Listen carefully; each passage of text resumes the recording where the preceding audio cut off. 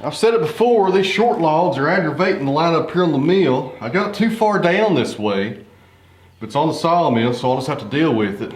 But I got me an old barn wood 2x4 right here. It uses a coil to try to brace between these two dogs. That way it doesn't come this way when we clamp it. Well, the same thing that happened today that happened yesterday when that log started teetering on me. So it should work out okay. We're kind of a change of plans here, guys. I was going to do that other log next, the one I talked about being on the loading arms with the bark off of it that's been on the ground for who knows how long. But I was getting some stuff ready because this rain's coming in. That way we got some stuff to saw here. And this wouldn't fit on the loading arms. It's just over 4 feet long, so I went ahead and just put it on the mill. But this is going to be something special right here, and I know I say that on a lot of this timber. But for me personally, I think it's going to be. And the reason being, this log came out of those ones we got at the log yard about 2 weeks ago down in Rogersville. And this is the first one I saw when I got there. And there was just something about it. I can't describe it, and it might not mean anything here when we get this sawed up today. I think this log is just going to be really something special. It's got the nice crotch on the top. It's got this crotch on the front of it right here as well. It's kind of canted out at an angle, maybe like a 45 kind of, from this crotch. So we may capture some figure right here as well. Or it may just be ingrained, don't know until we get into it. But there's something about this one that really caught my eye, and I've been thinking about this one a lot. And I think it's going to be something nice here today. And my first cut, I'm going to remove this knot on the top right here because it's just in the way. It's hard to turn this thing because of it. You get a nice reference face to work off of. And we'll turn it 180 degrees and hopefully it won't fall between the bunts. Hit the width here on the crotch. I may have to take some trim cuts here on the sides. I hope not, but I may have to. We'll see what happens then. And kind of a late start today. It's about 11 o'clock and I had to spend the morning sharpening blades. I need to not do a video here in a few days and spend all day sharpening blades. I've probably got, gosh, probably 50 blades back there that need sharpening. I keep on sharpening 1 or 2 enough for these videos and putting the rest up for a rainy day, but it looks like we've got some rain coming and I need to spend a day doing that.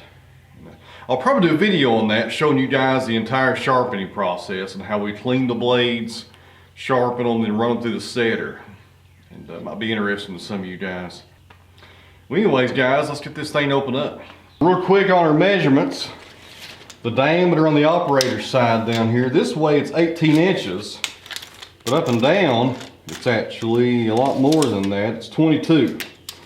It's a nice color in here, real dark walnut color going on with minimal sapwood. Down here on the crotch side of it, I wish I would have had this thing facing me. I wasn't thinking when I put it on the tractor. Of course, it was getting ready to rain, so I was trying to get things up here as soon as possible. But normally I like to have this facing me so I can judge the width with the mast of the mill. But our width down here, a rough measurement, 32 inches. We will definitely have to trim off. And I'll probably trim both sides to make it equal on both sides. That way the crotch is still centered in the middle of the slab.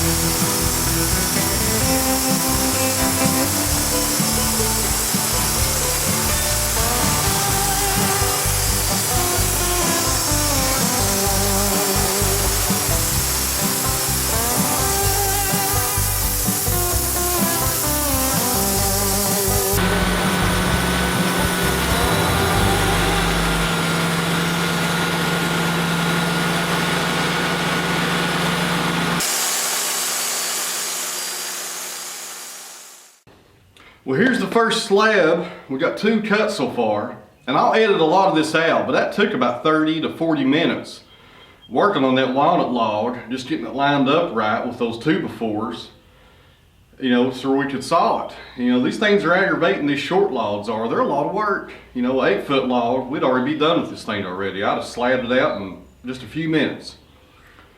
But these short ones, they give you a challenge, they make you work for it, but the results are very good. Bring the camera in, we'll take a look at this first slab, and it's going to be okay, it looks like. The second slab, and what's left over there is probably going to be phenomenal. So, I got to look at this one when I took it off. It was okay. It's not going to knock your socks off or nothing like that, but it's not a bad slab. And a little bit of washboard effect going on. I'm using the number 7 double hard Wood-Mizer blades today. And on one of these cuts, I can't remember which cut it was, I saw a spark. And I'm not seeing any metal in this log, so I'll probably hit a piece of rock or gravel or something in this bark. This bark here is pretty dirty.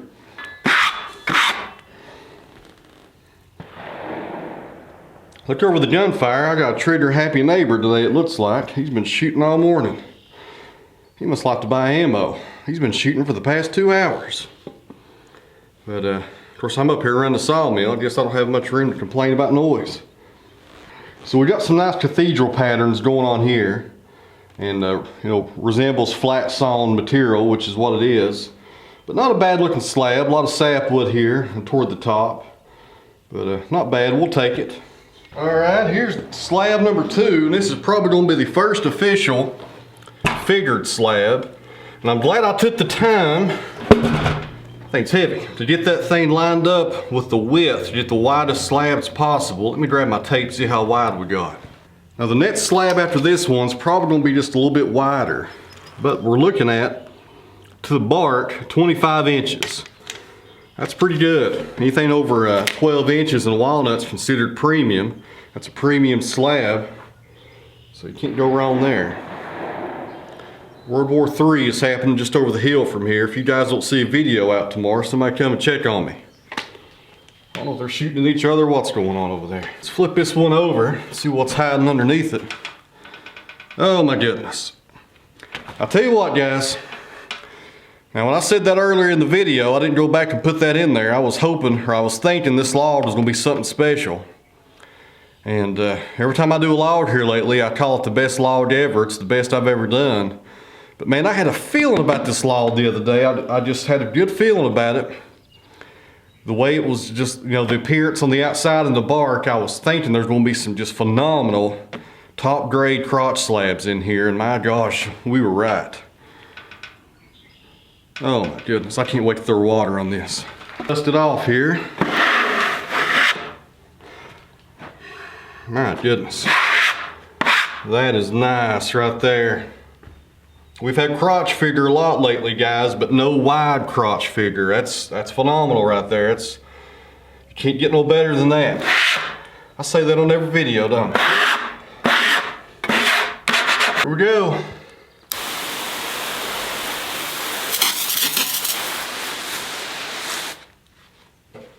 What I'm talking about right there, guys. Perfect crotch figure coming up here in the middle.